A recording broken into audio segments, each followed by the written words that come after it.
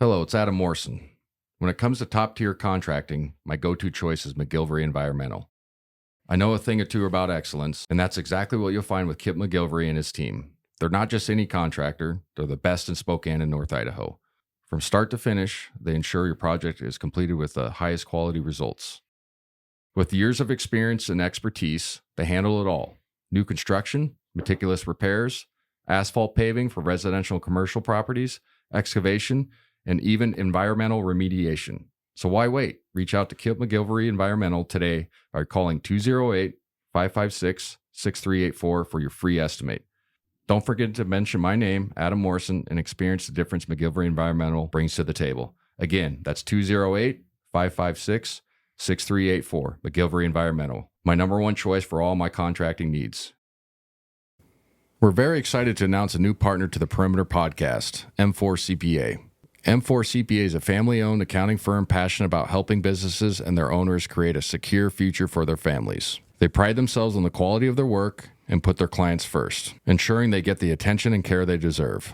Their mission is to provide exceptional accounting services to help you achieve your financial goals. M4 CPA is all about building long-term relationships based on trust, integrity, and transparency. With a team of experienced professionals, they offer personalized solutions to meet your needs.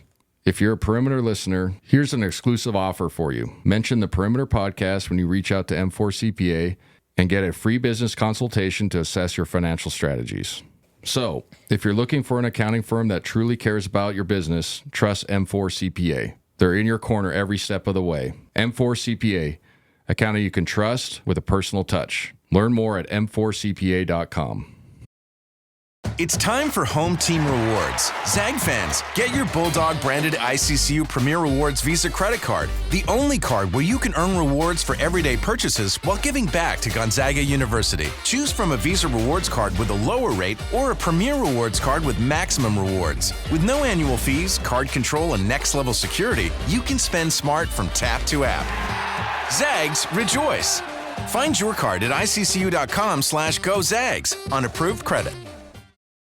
The podcast intro song is Get Up by Jinx Universe. Listen to his music on Spotify and follow him on social media at I am Jinx Universe.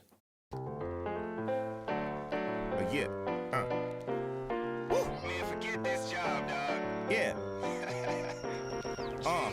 Working this graveyard shift, I hate it. 6 in the morning, I'm off, I made it. When I get home, I'ma make this clear. First thing, Welcome to the Perimeter Season 4, Episode 27, sponsored by McGilvery Environmental, Idaho Central Credit Union, and M4 CPA. Kind of the last episode of the year. We waited a little bit because of all the transfer portal stuff. We waited with bated breath on a couple of our guys, and they made it through. We'll get into the weeds a little bit on our key losses, key returners, and kind of, I guess, new recruits. Now the portal's still open, but players can't enter it, so we could be adding additional, players through the portal. I'm going to be honest with you, once this episode ends, I'm probably not going to hop on another one until we figure out the whole roster. So, right. If you're listening, I apologize, but just look online and you'll get all the information you want, and wait till next year. And also, some of it is a wait and see deal, and I say that every year. I think sometimes I come off a little bit off-putting that I don't care, but it's like, man, you got to wait until they get into camp. You got to wait until they get into our system. You know what I mean? Like, yeah. That's the only way I can give you a real analysis, on how I think they're going to do. Hearing from the players, hearing from the coaching staff, and then going down and watching. So sometimes it's like, oh, this kid's going to be great. It's like, he's good if he's coming to Gonzaga, but is he good enough to play or whatever? Yeah. The biggest news, I think it was about a week ago, was Graham EK and Braden Huff, coming back, right? And we have two Bradens now, like Braden Smith. That's why I just wrote his name down. Right. But it was massive because obviously two great interior scorers, better three-point shooters than get credit for. It's not their strength of their game, but I think it's something they can continue to add.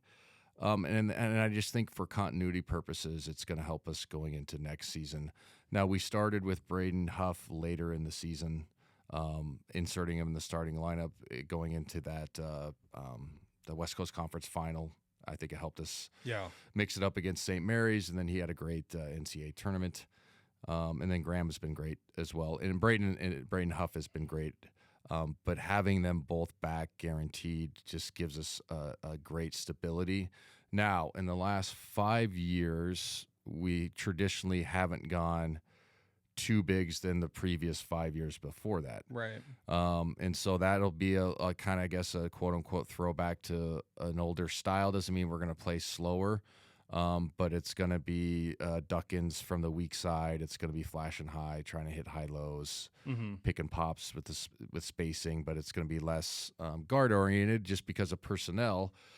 But towards the end of the year, it showed that both those guys need to be on the floor, and they can,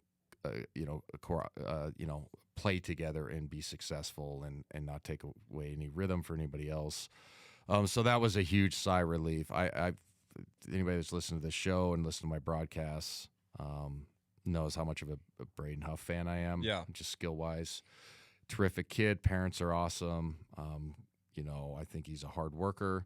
Same thing with Graham. So it was always hard kind of in last season and this season because Braden would have terrific games, but he just didn't play as much as traditionally you'd think guys of that ilk or that efficiency would. And so it was hard to, how do I put this the right way, but, see his folks after games. And they were never, I'm not even hinting at it as a problem, but you could see a little bit of natural frustration. And it's hard to be like, hang in there, because it's like he's going to be a great, and he already is, but he's going to get his time where he's going to play 28 minutes, 32 minutes. We're going to throw him the ball, And it's hard to constantly say that to people. And then they were always so gracious. But naturally, my daughter's going through a recruiting process. And so I understand the frustration. It's natural. Yeah. And so that was always like, he's great. Don't leave, please. You know what I mean? And so it was really cool that he decided to come back. I think it's the right decision, not just because it's us. He gets the ball a ton. He's going to play a lot more minutes. Our style is a pro style, zoom actions, DHOs, throw and goes, and all that stuff. And then the great part about him and Graham is they legitimately cheer for each other. There's no animosity or anything like that, or just natural like, well, he's getting the shots. Why am I not? And so just having them both on the floor is going to give us a lot of matchup problems offensively for other teams. Now, rightfully so, you got to be fair. You'd think we were going to be less dynamic on the perimeter, but whatever. And like I mentioned earlier, the 5 years ago, okay, so remember our kind of our power run was we had Shimmy at one time, Zebo, J3, Rui, BC, and these are not like true centers, but these are all interior players. Yeah. Okay. Chet was in that mix too. So we've played with two bigs on the floor a ton, right? And so it's not, unheard of. And it's kind of what we made kind of our hay a little bit, is just pounding people inside and still playing fast. And so I think next year we're going to see a lot more, like I said, duck-ins from the weak side, jump stop, swivel passes, and things of that nature. And then I wouldn't be surprised just knowing how much those guys, work on their game, is if they improve their three-point shot to where they can shoot more of them. They shot a good percentage, but it was low volume. So they're capable, but they need to be able to stretch the floor and knock those down. So it is fantastic news if you're a Gonzaga fan. Two wonderful players, two great kids. Graham is a great dude. I think I've told the story. He came one time to my one of my other residences. My cousin played at the University of Wyoming, now plays for the Broncos, and he was his friend. Yeah. And Graham was in town. He's like, "Oh, can Graham come up?" I was like, "Sure." I thought I was just a buddy. And then I felt embarrassed, and this is how much I check out a little bit and I probably shouldn't, who cares? How much I check out in the summer a little bit. And he was like, so hey, what's going on? He's like, it's great. And then my cousin Frank was like, he's the new transfer from Wyoming that's going to Gonzaga. I was like, oh, hey man, you know what I mean? Like, welcome, but I was like, I had no, just a kid, you know what I mean? Like a buddy. And he was fantastic, and we had a great time. And So I was rooting for him ever since. But yeah, I legitimately was like turned red probably. I was like, oh shit, I don't even know. Like this guy was Mountain West Player of the Year. He was our new transfer. I had no fucking clue. No idea. Hey man, what's up? So anyway, they're both great dudes, great players. I think it's the right decision because our culture is so good. They're going to get the ball a ton. It helps us stabilize our roster. We're going to get into some of our, the guys who've left and stuff like that. But when you have two powerhouse bigs who are skilled, unselfish, personnel-wise, they give you issues. It just puts you ahead of the curve a little bit for anybody you're going to face next year. So I was really excited with it. I was legitimately nervous, not in a bad way. Like if those guys decided to leave with some envy, it was just like, man, we got to deal with this portal shit again, man. You know what I mean? It's going to be like this every year. And they've earned the right to go check out and see what's out there.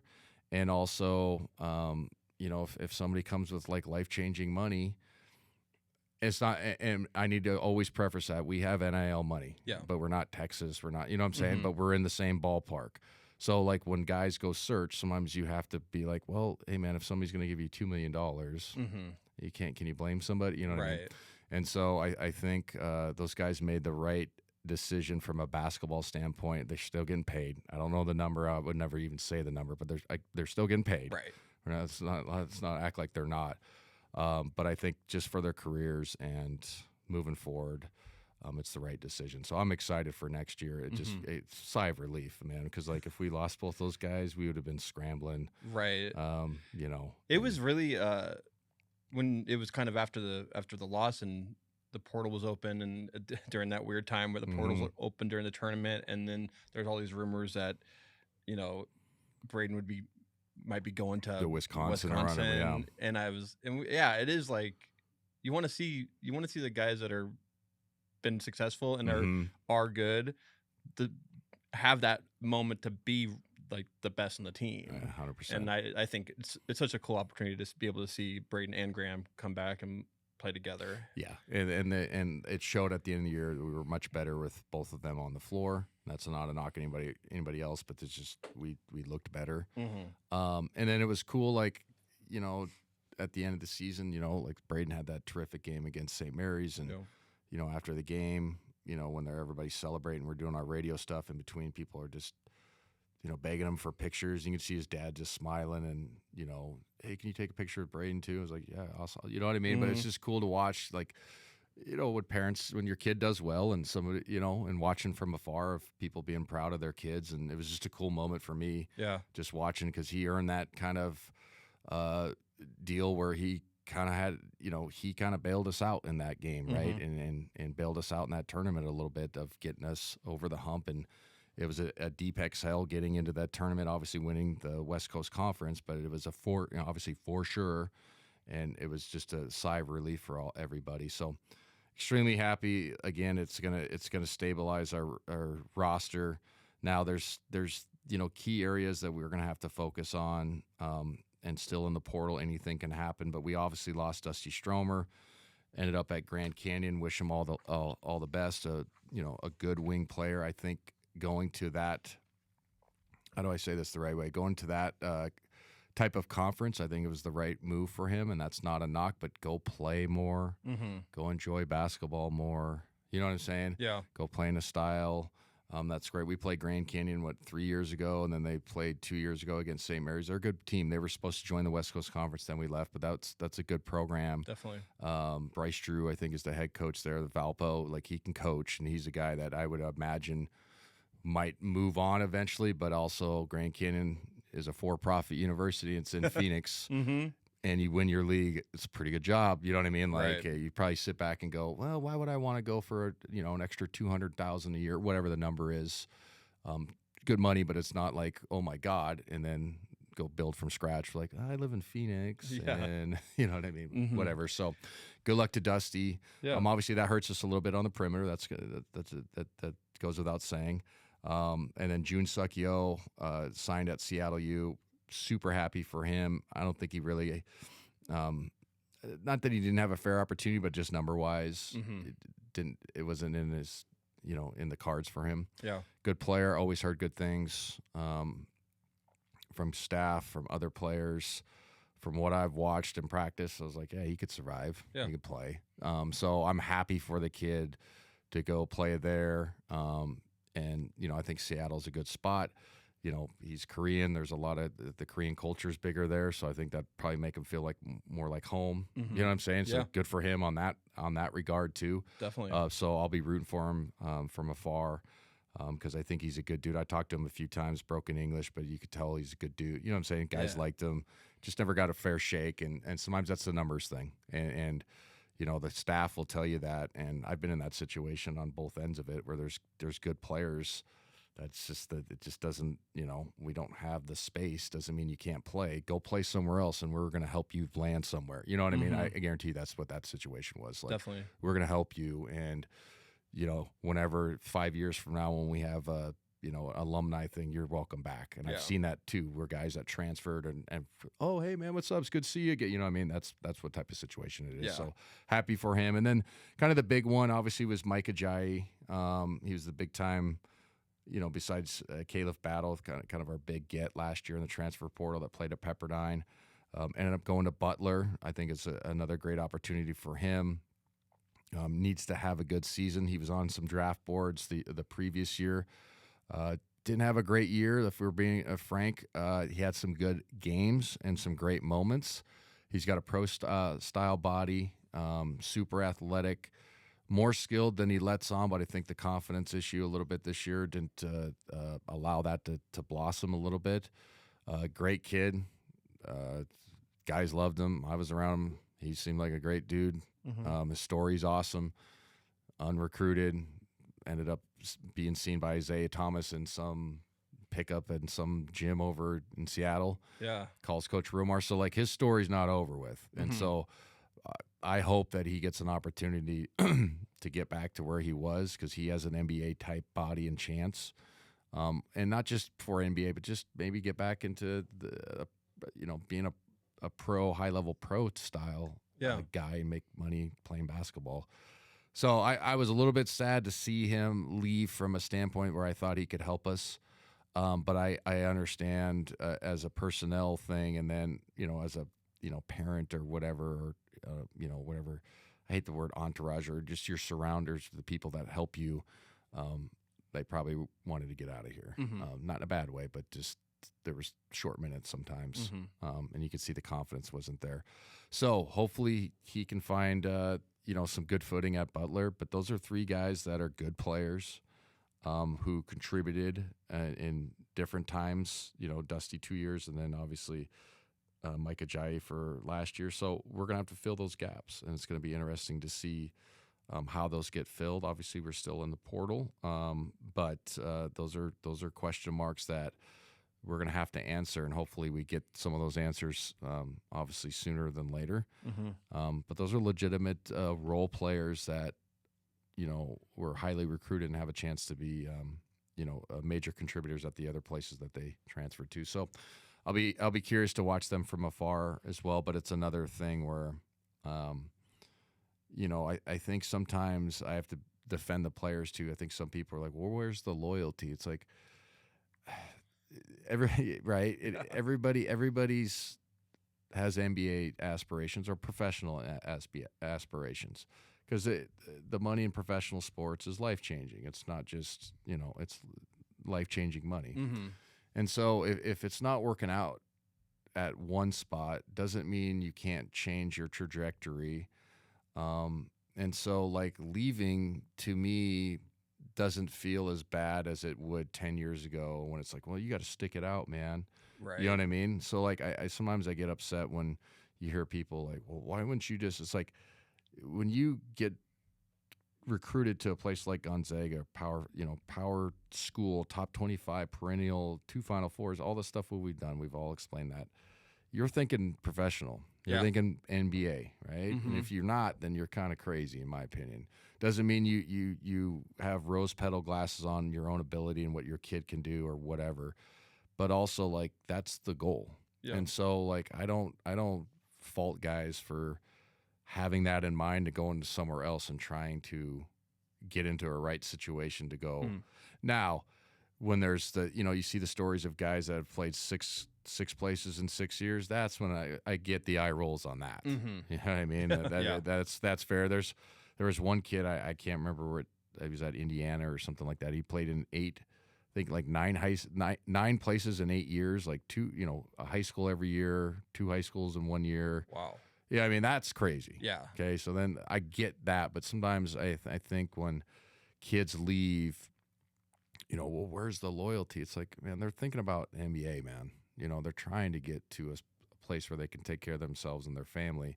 And if you have the opportunity to try to still chase that and get to a better spot, who wouldn't? Mm-hmm. So, those spots on the perimeter and the 4-3 spots are going to be something that we're going to have to fill. Obviously, we lost Ben Gregg. He put his name in the portal too, which I'm still confused on that.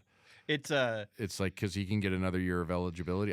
When I mean confused on just the ruling, not that he did it. It's just the ruling. Right. I mean, from what I've read, and I should probably, if I could source someone, I would. But it sounds like he basically lost. He thinks he might have an extra year.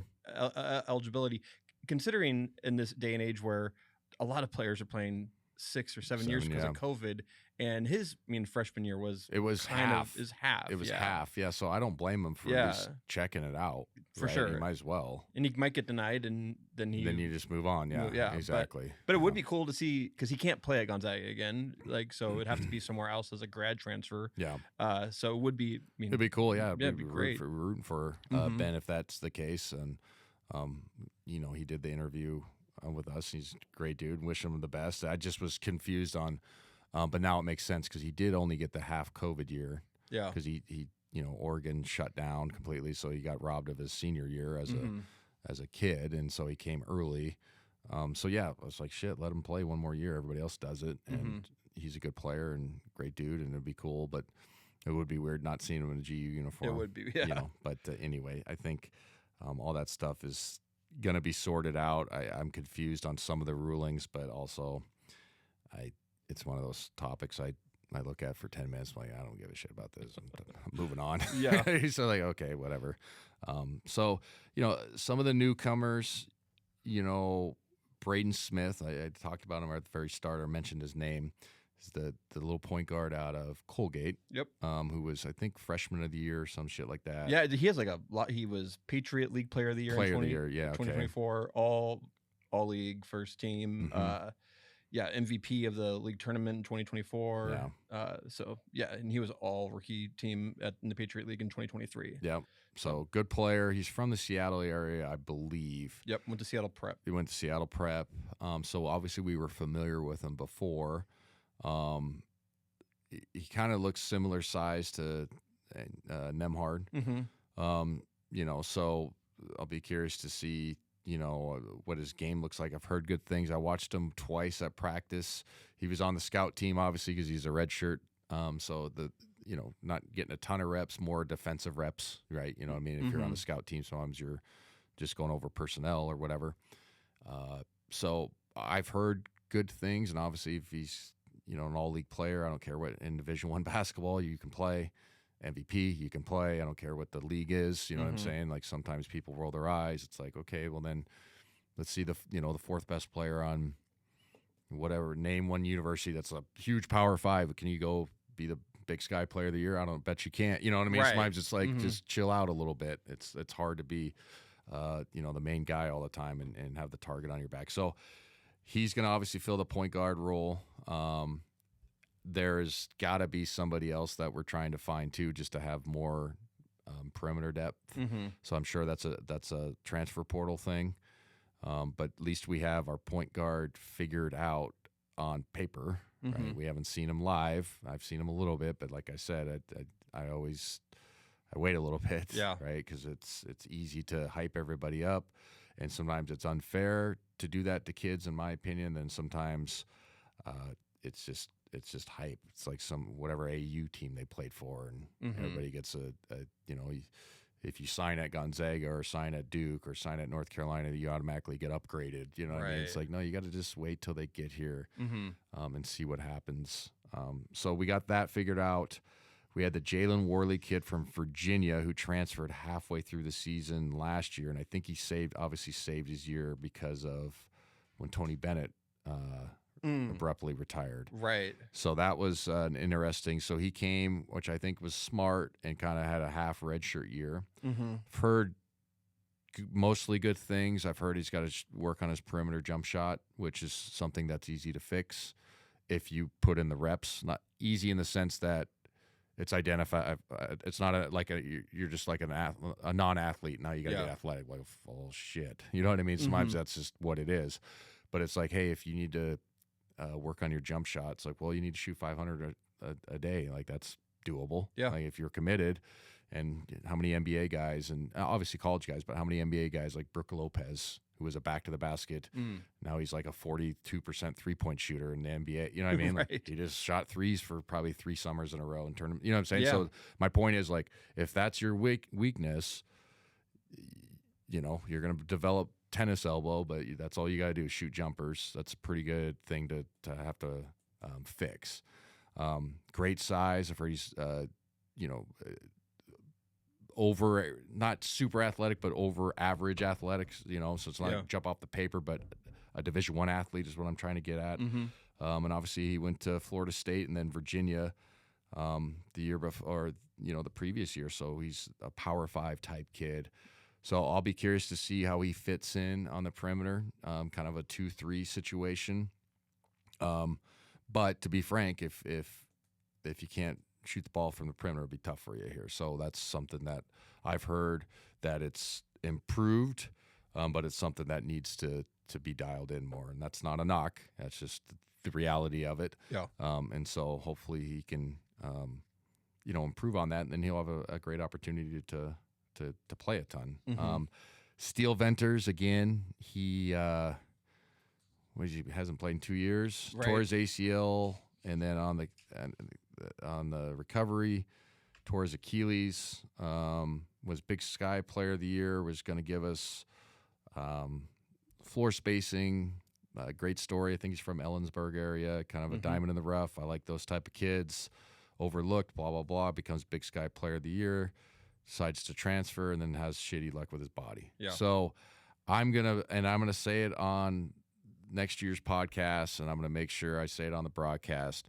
The expectations for him need to be really low in the sense that he's coming off 2 major injuries. He hasn't touched a competitive basketball in 2 years. Obviously, he's working out.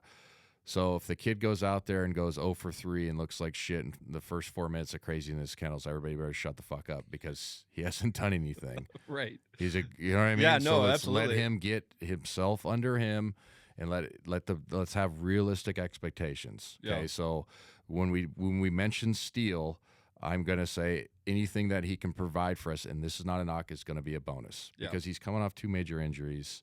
That's hard to do, blah, blah, blah. So I think he's going to be great if he's healthy because he's proven it before, but it's been 2 years and it's 2 major injuries. So I'm just going to look at it as come in, play your ass off, and keep getting yourself feeling better about yourself. And if he does do that, he's going to contribute and he's going to have a great year. He's going to have a great career. Yeah. So, I just want to make sure I get that point out because I think sometimes it's like, well, he's coming back. I'm like, yeah, but also he's not a professional, right? And so there's obviously different type of pressure. And it's like, I've come back from an ACL. It took me forever and I've never had Achilles. Let's make sure we have realistic expectation. It's not a pity thing. It's just reality. Let's have realistic expectations and let the kid come back at his pace, right? And not when he first gets in there. And like I said, if he gets blown by on a rip and go, he can't do shit. Because there's people out there like that. I thought he was good. It's like, shut up. Okay? Right. No kidding. So hopefully he can get healthy. Because there's opportunities, like I said, with Jalen as well, that there's perimeter. And then we have Davis Fogel, freshman. I've heard good things about him from multiple people without even asking. Kid out of Anacortes. Then I think he went to like some prep school for a year in Phoenix area or something, like Genesis Prep or something. He went to Compass Prep in Chandler, Arizona. Yeah. Okay, so I got the state right at least. Yep. I didn't get it's good enough. 6'9", kind of a forward, 4'3", super athletic from what I've heard. 6'9", 210, a little thin, but we're all thin at that age. You know what I mean? Sometimes it's just, that's the other. Why did you gain some weight? It's like, dude, God, you guys are idiots, man. Anyway, you could tell if a guy's lifting or not. Is my point. Right, for sure. If he's wiry strong and looks like he's lifting and stuff, then what the fuck else? You know what I mean? Yeah. Like it's not offensive line. We can't drink a case of beer and eat like 8 cheeseburgers and just magically gain 30 pounds. Like now, if he doesn't look wiry, strong, and defined, then you can bitch about it. But there's sometimes it's just people's body type, man. Right. Like, yeah. It's just what it is. Yes. But he's 32, top 100. He's 32 nationally, so obviously he can play. It's kind of weird having a big time freshman come in. It's been a while. It's been You know what I'm saying? since Jalen, right? Yeah, where like there's some realistic expectations, and I think he has a realistic chance to contribute. Mm-hmm.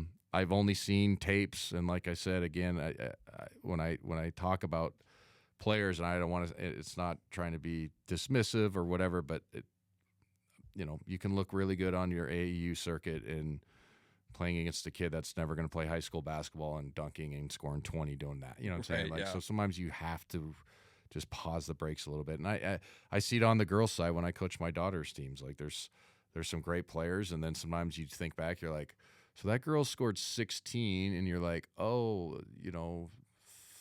5 of those buckets were run outs, so she actually scored. You know what I mean? It's Yeah. not their fault, but you're like, it's sometimes you're just overmatching these other clubs, and it's just like wide open shots, steal, layup. It's the same thing on the boys' side. Mm-hmm. So sometimes when you look at like EYBL stats or any of the circuit stats, you have to take them with a grain of salt a little bit. Is what I'm trying to say with high school recruits. But like I said, I've heard from at least 3 people that I trust basketball wise just tell me like, hey, this kid can play. Yeah. But again, I like to taper off the expectations a little bit on the hype, because we saw it with June. Yeah.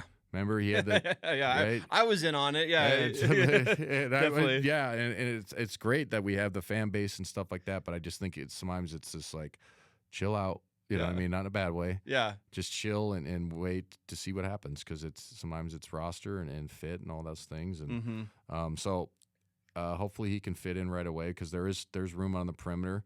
But we have some gaps to fill. We probably need a couple more wings, backups per se, I guess, if these guys are like already here, or definitely need another point guard.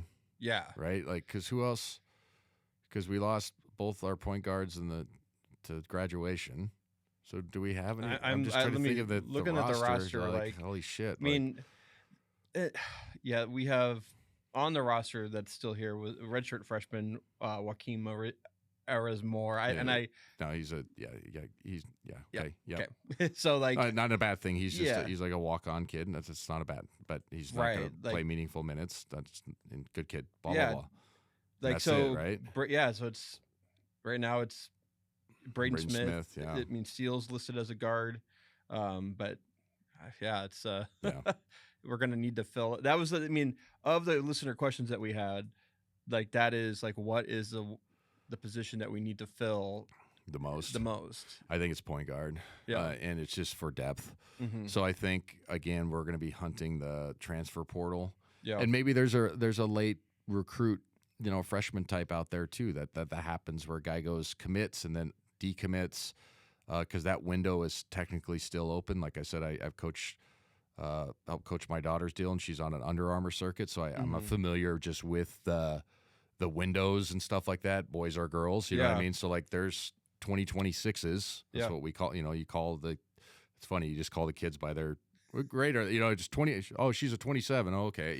She's a 28. All right. You know what I mean? That's just that's how they do it. Oh, so the 26s is when they're going to graduate. So going into it's just easier to say it that way, so you don't get confused. So maybe there's some 26s that are undecided or go commit to a place and then decommit, and then the recruiting opens back up. Yeah. So that could be a possibility, but there's got to be somebody that we're eyeing in the portal, and I think that's the biggest thing on the perimeter. It's just because Braden Smith is one guy. Right. So the other person on the roster, and I don't know much about him either. I know he was, I don't know if it was splashy, but a lot of people talked about Cade Ordness. He was on Gonzaga last year. I don't really know much about him either. Which so one like, was he? What number was he? He's 7, and he played for North Kitsap. Yeah, I mean, I don't really. Maybe he can. I don't know. Yeah, I don't know much about him, but I remember talking to my brother who coaches in high school basketball mentioned like, oh, Cade Ornis is going to Gonzaga, and he was a really good high school player. Yeah, but maybe he can fit in. Yeah, exactly, and be backup role, and obviously work yourself. But those stories have happened plenty of times. So we're not being dismissive, but as far as point guard, we're gonna just for depth. I think that's the one going off a listener question. That's going to be the one that's going to be, most needed. I think. It's one of these weird areas. Then so I think it's why we always kind of don't ever talk about, because there's not it's hard to talk about. It's hard to talk about because a lot of it's conjecture and rumor. Yeah. You don't know, and then like I don't want to get on here and report just maybes all the time. Right. And also I think sometimes it's good to like, I don't know, this is just me, but step away from the banter and stuff a little bit and just wait to see what the staff does until it's set in stone of who they got. Right. Now, if we were like in the running to get like a top 5 lottery pick, then yeah, we can talk about it. Yeah. I'm not saying that, but sometimes it's like, oh, we might get the guy that, was second leading scorer in Conference X. And you're like, he's good, but we don't know yet. Yeah. So me talking about it, I have no fucking idea. Yeah. And if you want me to get on here and break down film of them, good luck. I'll send you the YouTube links of the games, and you can do it yourself. So I watch enough basketball in the summer. And there's so much that's going to fill out in the next 4 months. Like, I mean, 100%. At this time last year, we did not know Caliph Battle was coming. Yeah, to Gonzaga. that's the best point. Yeah. We had no clue. Yeah, and we didn't even hear a sniff of it. And honestly, you could have argued that did we really need him? You know what I mean? Yeah. Because we were already set in our backcourt, and we had Dusty and blah blah blah. So that's the best point to make based off what we just said. Yeah, is the reason why it's like, but you kind of have to wait, man, because nobody really knows. We don't know what NIL, though the players in the portal are asking for. I have an idea of what our allotment is NIL wise. I'll never disclose it because it goes up and down a little bit. But also, like, I think that's just not my place to do so. But we're not like I said, like a Texas who has a billionaire, or a University of Washington, but we're really close. Yeah. So when people use that as an excuse, like, that's not the excuse. Sometimes we don't want to get guys that want to take 25 shots a game. And there's players that will literally say it without saying. Like, we'll come here, but how much is my kid going to play if he doesn't do that? Yeah.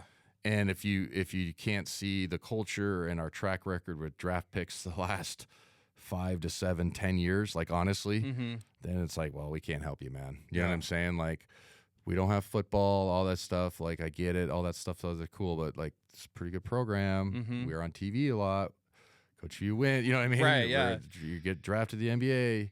We fly private. Like, there's a lot of boxes that get checked. I don't know what else you need to see. No, we don't have 7 practice facilities. We have one really nice one, but we don't have the other, some of the other little stuff that it's like, who cares, man? Like, if you're a hooper, come play here, you're going to be fine. Yeah. And I think that's what Graham and Braden Huff understand just being here. And it's like, well, if I hit the portal, I might get a little bit more money, not much, but also I have to rebuild culture and all that stuff, and all those things. So yeah, you don't know nowadays. And honestly, normally we would be done once our last game of the season. I wouldn't even want to talk about this, but we have to now, right? Because it's just how it's ever changing. But it's just how it's going to be from here on out, of sifting through the weeds a little bit, of re-recruiting your own guys, talking about players that leave, and then who are your key returners coming back. Yeah. And I always want to caution people, and this is not me being a hater or me being trying to shit on somebody's like pub or whatever, but sometimes when they talk about the NIL numbers guys are getting, it's bullshit. Yeah, it is 100% bullshit, and it doesn't mean they're not getting paid, but sometimes it is complete. Like there's no way that guy's getting paid that. And it's not a hater thing. It's just a reality thing. So when you see, this guy, got $2.5 million, maybe not, you know what I'm saying? So like, just for people listening who enjoy college hoops and the kind of the craziness of that, just understand there's a lot of smoke. That's not completely true. And again, it's not blaming the kids, because people put it out to battle with each other, right? It's like, it's that old saying, like, things get out for a reason. You know what I mean? Like, but also sometimes it's like, no, there's no way. And I know sponsors, and I know, people that write checks, and I've had people be like, there's no way we've ever would pay. And that, like, that if somebody says we would, it's like, there's 1,000% not true. Yeah. You know what I mean? I would love to just, maybe next year, early in the season, we could get someone to come talk about it, because it seems like these numbers that are thrown out on the internet are just like, they're crazy numbers sometimes. And I'm like, is some of this money like just deferred? Are they just being paid this money over 10 years, like baseball players are? Or like, it is very interesting. Well, and I always, my thing to it too is like, let's just, let's get the W-2s or the 1099s out and let's find out, right? Because that's what, I think that's what eventually we're moving towards, is the student athletes will become employees. Yeah. And so then there's no hiding, there's no backroom bullshit. This is what they got paid. And then our friend Uncle Sam's going to come knocking on their door and go, where's my cut? And that's going to be the funny part too. Yep. But I think we're just moving towards that. That's my educated guess. I may be wrong, but I think eventually it just solves a lot of like issues of guys leaving or getting these big NIL deals and then not playing it down. If I'm just referencing football, then transferring right away. Like after a while, it's like, well, there's got to be a buyout, or we move into like, hey, if you don't fulfill this, you have to pay some of the money back. Because we saw that Tennessee football kid, the Nico. I can't say his last name, but so anyway, the quick backstory, and people listening might have heard this, but just for references, the starting quarterback at Tennessee, I believe it was last year, had a good year. I think the number I read was 2 to 2.5 he was getting paid, agreed upon. Yeah. He wanted 4. Sat out a couple meetings, spring practice, and obviously at the quarterback position, I know this is a basketball podcast, but the quarterback position, like you can't miss time. Like you're driving the car, man. You know what I mean? Like, and you're the CEO. All those sayings are true. Like that's why, like, when you're just talking about like NFL draft, like you're the franchise guy, you got to be buttoned up on everything. They just said, all right, we don't want you. And it was like crazy because that's never happened, but somebody tried to use leverage and they were just like, oh, never mind. But then the argument is like, well, does he have to pay some of that money back? And I think some of the SEC schools, to protect themselves, and I don't blame them, is, they have a lot of money, but it's still, you can't just throw it away, right? Or light it on fire. Right. Is if guys leave, they're putting buyout, like you have to buy yourself out to leave. That makes sense. Which I think it helps with the craziness of it. So anyway, I don't know if that'll shift into the basketball side. I imagine it would eventually, but that would help some of the bonkers stuff. And again, I'm not against kids making money, like I referenced Graham and Braden at the start, but also like if you get X amount of dollars and you don't play a second or don't play it down and you just leave right away, that's bullshit too. So I think that we'll move towards that eventually. It's interesting. It's all this whole thing is wild. Yeah. Do you think the dynamic of this like affects the programs at all? Like, do you think it affects? I mean, obviously it affects Gonzaga in a way, but like when you look at the guys who left in the transfer, they went to a better position for them because they wanted to get probably more playing time. But it wasn't for NIL. It was just it wasn't for NIL. It wasn't like Dusty like left and then like went to like a blue blood school. Yeah, and got a ton of money. Yeah. Yeah, no, I think for them, for June, Mike and Dusty, it was playing. And a lot of times that's what will make you money on the backside. That's what some of these guys don't understand. Not not in our realm, but just in general. Mm-hmm. If you believe you're going to be a lottery pick or first round pick or a guy that can play in Europe or Japan, and that's good money too, you know, like really good money. You got to play. You got to have tape. Yeah. You know what I'm saying? You got to produce. It's not like you can have like one good tournament over in a FIBA tournament and they're going to be like, yep, we're going to give you a 4-year deal. Like you got to have a season and a half. Yeah. And they got to see that. And so like if you're not playing and being successful, like you're never going to get the money, the long-term money on the backside. And so I think the guys who understand that and gals, they'll stay at places and just go for fit over just chasing a check. Yeah. Go for fit. Go for the culture. Go for having fun, making connections. I know all that stuff some people like roll their eyes at. It's like, hey, man, a lot of times this is going to be the last time you're going to play your sport that you love, put all this time in, meaningful ever again in your entire life. Yeah. Don't you want it to be fun? Yeah. Doesn't mean funsies, but like good people you like, people who care about you. You know, having connections and making connections with, you know, boosters who could help you later in life that are good people, but they obviously are not going to just give out money or opportunities to assholes. Yeah. You know what I'm saying? I mean, Gonzaga is a great example of that. I mean, look at all the alumni, like former basketball players that are in Spokane. That are in Spokane are successful and got not just because, but part of the reason was they were a part of our program, and those boosters and whatnot have been around them, and know, hey, that's a nice young man. I'm going to give him an opportunity. So when I mean the opportunities, like his resume got put in the top 3. Doesn't mean he just got the job because. Right. But you know what I'm saying? And people can bitch and moan about it all you want, but that's welcome to America. Like, it's who you know, all those things. I mean, that's just building a resume. Yeah, exactly. Like, it's and just connections. Yeah, like that's just like exactly. Any person who is trying to get ahead in the world, like it's about like your network and it's about your success. Yeah. Like in basketball players are highly. I mean, so if you played at a high level, that does reflect in the workplace too. Yep. Yeah. So. Anyway, let's go to those listener questions. The Perimeter will be right back after a word from our sponsor.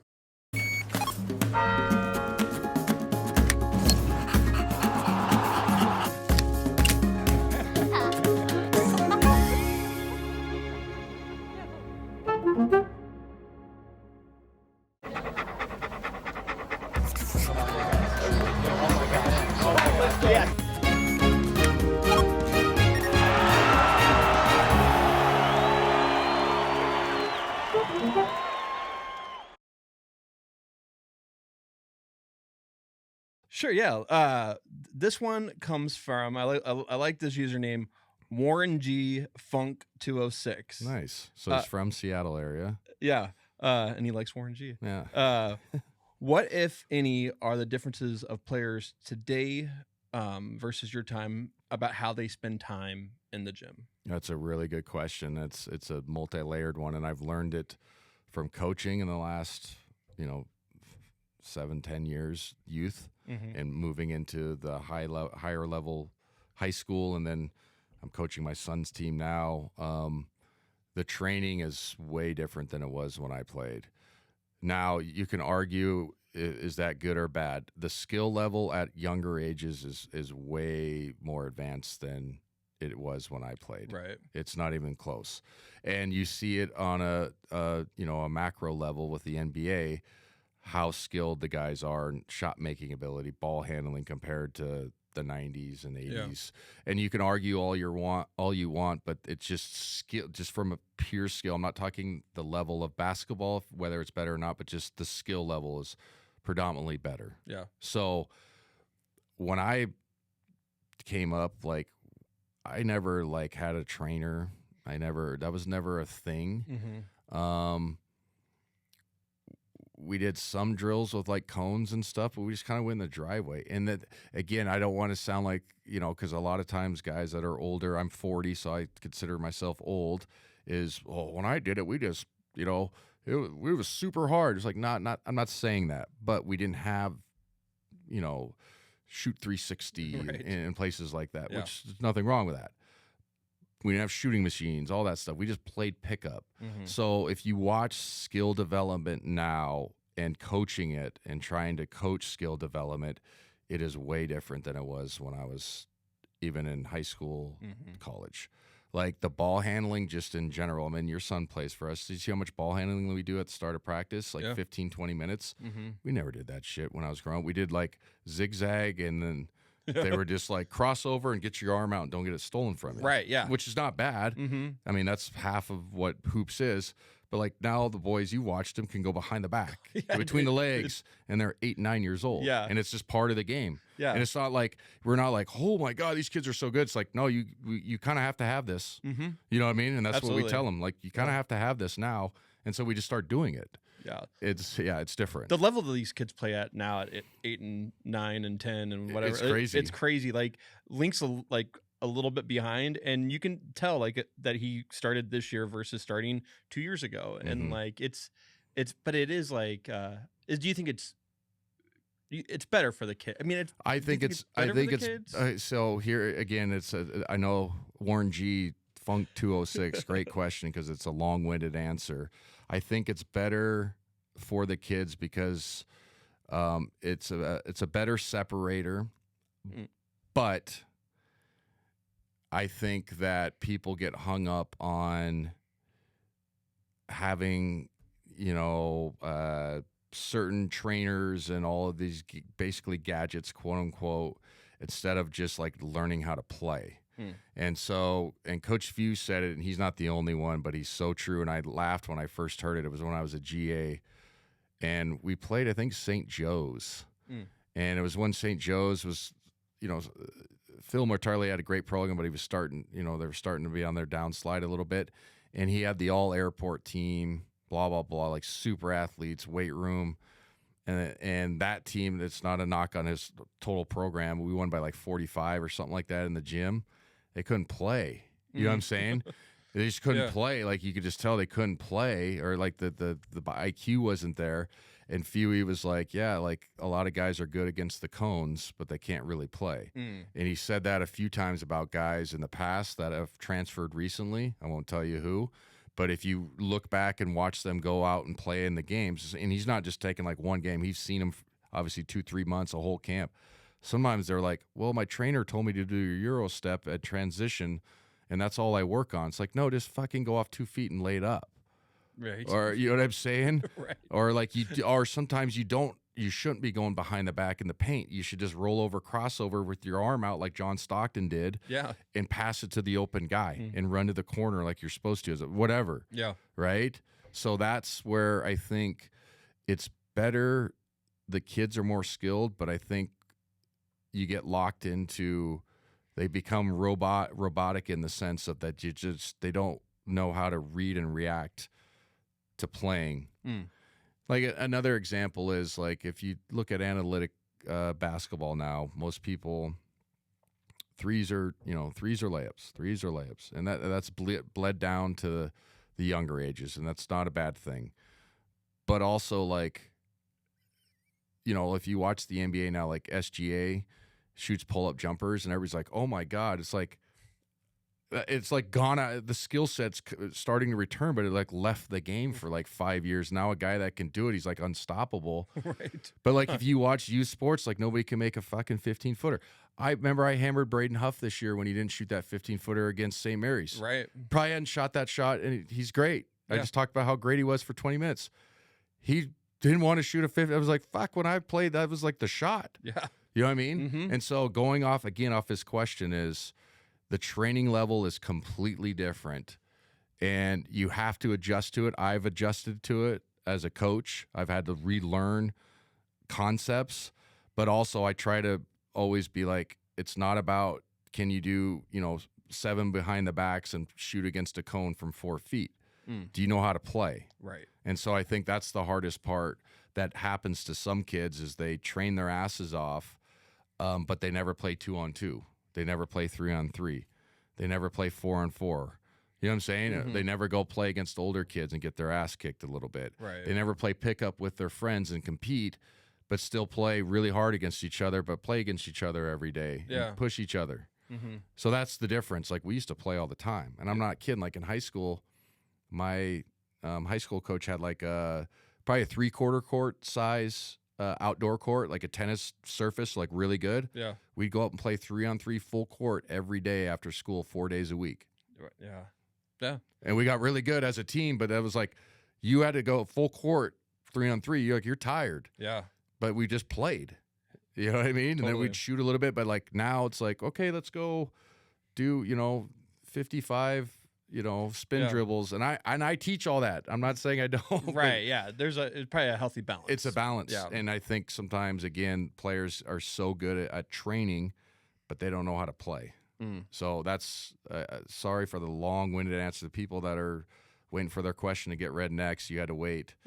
But yeah, it's definitely different now. I'd say it's more good, but it's not a landslide more good if the training aspect compared to when I played. This is from DJ Carnes. Who is Adam's most underrated Zag of all time? Or how about in the last 10 years? Let's go with that. Okay. So the question is most underrated Zag of all, or in the last decade. Yeah. So I guess the more modern era, I guess. Yeah. It's a good question. Well, Jordan Matthews had his moment with a big time three. He makes it up there. I always thought Ryan Woolridge, I always have hard time saying the name back to back, was an underrated guard. Yeah. Mike Hart got his flowers for being how hard he played, so I wouldn't say underrated. You know what I'm saying? Like, that's a really good question. It's most underrated. I don't know, man. Like, that's something that maybe we can save in the back pocket because I need to see rosters. Yeah. I forget some of these guys. And that's not a knock, but like even the guys that I see after, what group were you again? You know what I mean? Like, they just laugh. Like, right. You just forget. Like, they're all great teams. And who did you play? What eras were you again? Or like, what group were you? Who was your point guard? That's how I can always remember. Like, who was the guard when you were playing? Oh, okay. Then I can remember the deal. Yeah, that's a great question. Silas Melson is up there. Yeah. Is underrated. Did some great things for us. That's one I can't answer right off the top of my head. It's a great question too because it's deep. I got to see rosters, but there's a bunch of guys who've contributed a ton and didn't get a lot of shine. I always think. I mean, maybe I'm a little biased but I really love Joel AI. Like, oh yeah, no, you're right. Here's the hard part with that is how do you define underrated? I mean, it's because almost, he did get drafted, yeah, and he had a huge role on a team that went to the national championship game. Yeah, that's true. And Joel was one of our first interviews. His interview was one of our all-time best. Yeah, just because his story's awesome. Yeah, perseverance, all those things, coming from France, not leaving, all the great traits that you want. Like if you have a son or daughter that goes through some adversity and sticks it out, you're like, you're gonna be all right, sonny boy. Like you're gonna be fine later in life. So you're right. Like, but how do you define underrated? It's almost like forgotten. Like it's just like or like a non-all league guy. Yeah, and he does have some of the, he got the accolades when he was here, so you can't probably consider him underrated. But like, I feel like he's often like I don't consider him. I forgot. I didn't forget about him. I just forgot in that sense. You're like, oh shit, yeah, Joel. That's why it's hard. Like, if you went last 10 years, I need to see rosters, right? Because I'm like shit. Because there's guys that had some great moments that you don't even remember. Right. We did an alumni thing like 3 years ago, and there was a pretty good turnout, and there was guys that I completely forgot about. It was great seeing him. I was like, oh shit, I forgot he played. Yeah, man, he was a good player. You know what I mean? Like, and that's again, that's not a knock. That's not because my numbers up top and all that stuff. It's just there's so many good players and so many good teams that, like I said, sometimes I have to be like, what point guard did you play for? That's how I remember the groups. Right. Who's your point guard? Right.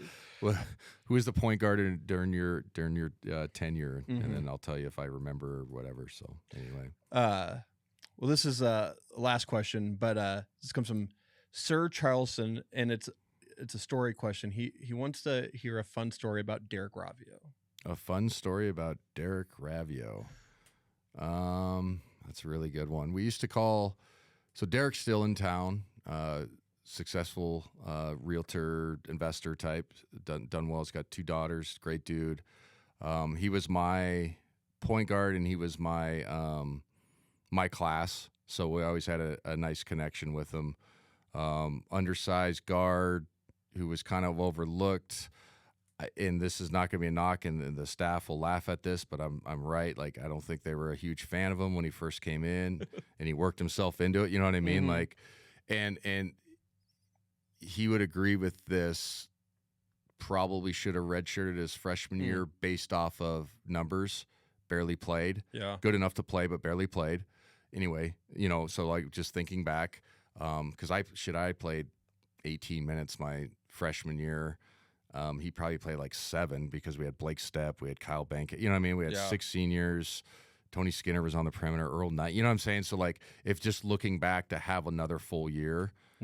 So, but anyway, he had a great sophomore run. We played UW, Illinois, and Georgia Tech. So it was Jarrett Jack at Georgia Tech, Nate Robinson at UW. It was Luther Head, D. Brown, and Darren Williams at Illinois. I think he had a stretch where he averaged like 23, shot like 50%. You know what I mean? Like, I think he holds the all-time record for, I think he's at 91%, or might have got broken for free throws. 92%. 92%. So I always tell people this. Like, I was lucky growing up. I played with great point guards. My high school point guard started 4 years at Whitworth.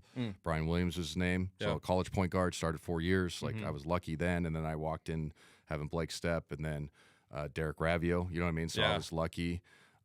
Just a funny dude. He was like into and one and stuff back then. So like like everybody remembers the Professor. People kind of compared him to them, but obviously Derek's better. He was playing real basketball. And that's not a knock on Professor, but they were from the same area. Like, because I think the Professor's from like Oregon area, like Portland area. So he knew him. And had some great times. He never partied in college. So the funny stories are kind of not many there. He was more focused than I was in that regard. Right. And that's just the truth. But a great dude, great human being. I see him every once in a while. Great point guard. Had a great career, man. He really did. Yeah. And like I said, and this is not a knock, but like, I don't think Fewy was a huge fan of him when he first got here. And he worked himself into like, oh, I have to play this kid. This kid's good enough. And then the relationship got better. Yeah. But I just think he didn't think he was good enough, big enough, and all that stuff. And total gym rat. Like, loved playing ones, twos, would shoot. Like, he actually was in the gym way more than I was. And I'm not just saying that because they brought him up, but he was always way in the gym more than I was in college. Great dude, man. Like, funny. We used to call him Scrap Meat or B Rabbit. It was just so everybody calls him Rabbit when you see him. He's just a little dude. You know what I mean? He had a great career too. I think he played like 8-9 years overseas. Had a dual passport too. He was born in Belgium, something like that. But his dad played over there. Rick Ravio, his dad is. I think his number's up in University of Portland. Really good. He coached there too, right? I don't know if he coached there. Oh, okay. Maybe he did. Maybe after. Yeah. But yeah, his whole his brother was good. Chris Ravio was good. Good players, good family ilk and all that stuff. And so yeah, Derek, like I said, I mean this. Like, I was lucky. I played with good point guards. That matters if you're a wing player or just anybody. But playing with like unselfish point guards in high school and college, it can change your whole trajectory as a recruit and as a player. Like, I've seen kids that are really good that play with shitty point guards or selfish point guards. It don't go good. Yeah. You know what I mean? Because they're the quarterback. They have the ball in their hands every time. Yeah. And so it's hard to, because you have to be nice to them, but sometimes they're assholes. And you know what I mean? You're like, well, screw you, man. But you have to be nice to them. So that's a lesson I've taught try to teach my kids. And my daughter's played with 2 good point guards now, and one, both at Meade. But I'm like, when she first a freshman, was like, if you're smart, you'll be really nice to the point guard. Yeah. Yes, they're really nice. I'm like, I would make sure you're really nice to them, and always encouraging. Right. Why is that? I'm like, you'll understand. And then she's like, oh, I get what you're saying. I'm like, yes. Be nice to the point guards. I was gonna say, not this when you mentioned that. Shout out to Meade. Taryn Gardner. Yeah, she's she, coming back to Gonzaga, transfer from Boise State. So shout out to her. That's a cool get for not only her. She's a terrific player, 2-time All-State, 2-time league MVP. She played with my daughter. Went to Boise State. Didn't work out. Hit the transfer portals, coming back home. So good for her. Yeah, like it's gonna be fun watching her having a hometown connection to it, and so I'm looking forward to that. But yeah, I appreciate listener questions. You're gonna give out those gift cards. Yeah. Okay, they're all going in the mail today. So okay, so we actually do have them. Yeah, we do have them, and yes. we will send them out. We got them, yes, and we will send them out. And actually, if you do receive them, can you like send a picture to the Instagram or something, just that you got them? That would be helpful. Please do, yeah. Then we can prove to the other listeners for next year that we actually do send these out. Yeah, and this is something we want to keep on doing, and I think it's great. Hopefully ICCU will be back on next year with us, and we can keep this going because it's a fun way. We got like over 40 questions from this, and it really keep on sending the questions in too, because we want to make this a regular bit on the show. I actually like it because obviously, we don't have the best, thought process sometimes, right? You know what I'm saying? So then somebody gives us a chance to go on a tangent or a different train of thought. That's great. Mm-hmm. And that's what I like about the listeners. And we hope that you guys, like I said, keep sending them in, keep sending us thought-provoking ones, even ones that are a little bit close to the edge where I think people understand there's a line I can't cross and some of the stuff I'm going to say. But if you give me one where I can get right over the edge and look over without falling over, then I love those type of questions. Yeah.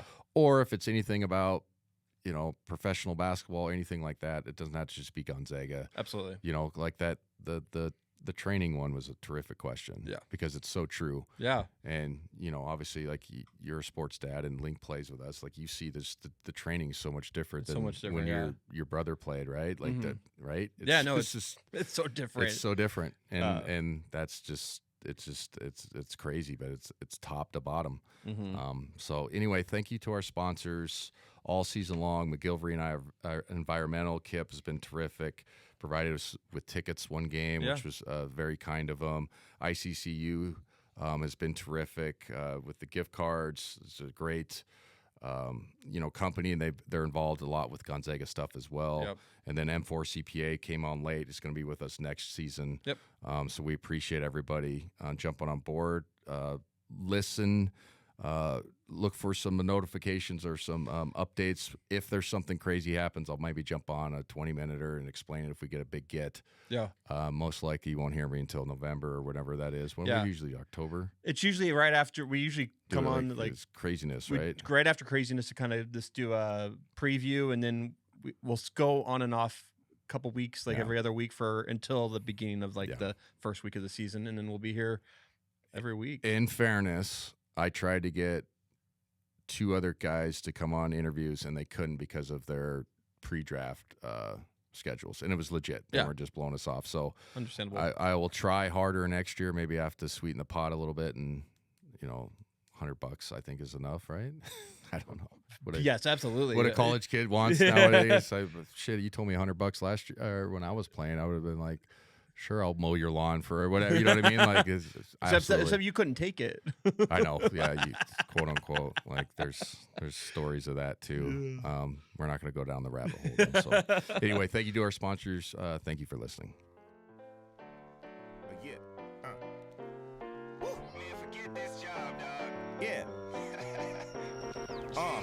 Working this graveyard shift, I hate it. 6 in the morning, I'm off, I made it. When I get home, I'ma make this clear. First thing I'ma drink is a Rainier beer. I ain't no lush, shut up, hush. This is how I zone out. I'ma take this check, put it on me. I'm a much better boss than an employee. Just cause you got time, don't waste time. It's about time, feel the sunshine. You got time, but don't waste time. It's go time.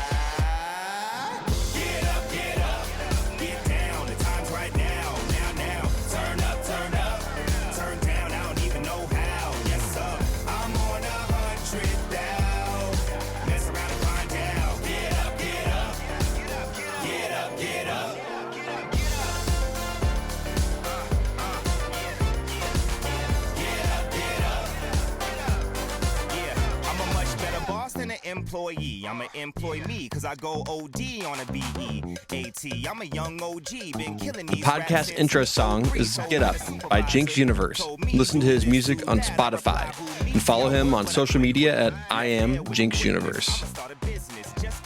Produced locally in Spokane, Washington at Spocast.